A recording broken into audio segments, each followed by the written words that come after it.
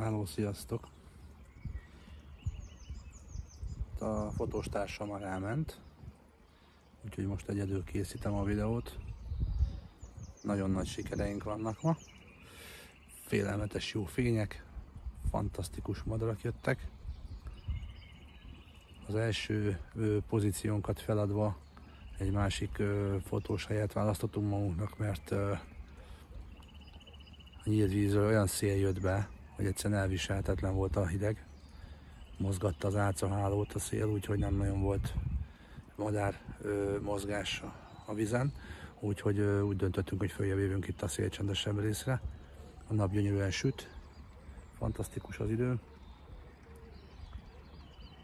Hát most egy picit elcsendesedtek a madárkáink.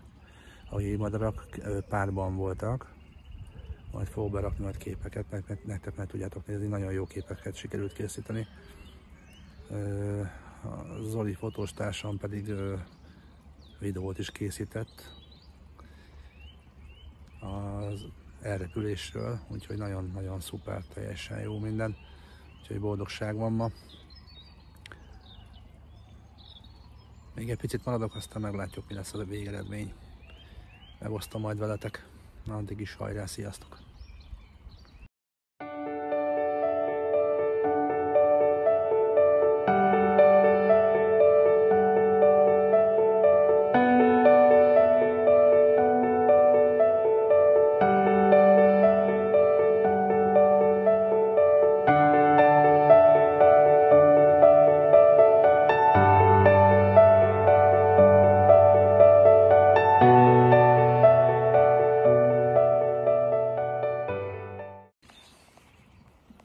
Elfelejtettem az előbb mondani nektek, hogy annyi trükköt vetettünk be itt az Olival a madárka becserkészésére, hogy